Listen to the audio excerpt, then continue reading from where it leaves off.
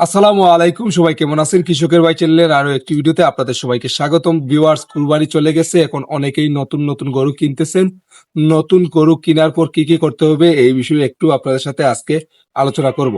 তো সর্বপ্রথম হচ্ছে, নতুন গরু কেনার আগে আপনারা অবশ্যই এটা খেয়াল রাখবেন যে গরুগুলা অসুস্থ কিনা, গরুগুলা কোনো রোগে আক্রান্ত কিনা। এই দিকগুলা কিন্তু বিশেষ করে একটা খেয়াল রাখবেন, কারণ কুরবানির সিজনে প্রচুর গরু হাটে আসছে, ঠিক আছে? তখন বিভিন্ন ধরনের ভাইরাসে গরুগুলা এফেক্টেড হয়েছে।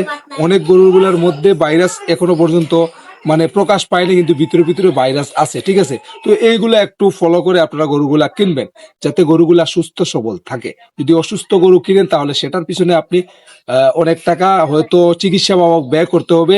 সেটা রিস্ক না নিয়ে আপনারা অবশ্যই সুস্থ সবল গরুগুলা কেনার চেষ্টা করবেন। এরপর নতুন গরু কেনার পর আপনারা যে কাজটা করবেন, আপনারা আগে যে গোয়াল গরুটা রাখতেন ওই গোয়াল ঘরটা সম্পূর্ণ পরিষ্কার করবেন, পরিষ্কার পরিচ্ছন্ন করে তারপর নতুন গরু আনবেন।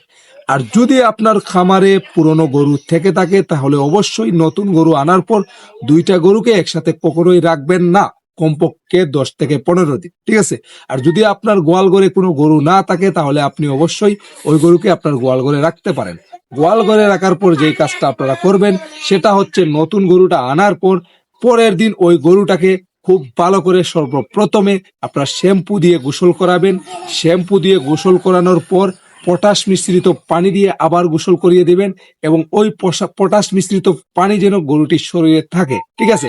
পটাশ দিয়ে কিভাবে গোসল করাবেন, আপনারা বড় একটা বালতিতে ধরেন 20 লিটারের বালতিতে 1 চিমটি পটাশ নিয়ে গুলে দেবেন। তারপর যখন আপনারা শ্যাম্পু দিয়ে গোসল করাবেন তারপর ওই পটাশ মিশ্রিত পানিটা আপনার গরুর সারা গায়ে লাগিয়ে দেবেন, হাতে পায়ে সব জায়গায় লাগিয়ে দেবেন, ঠিক আছে?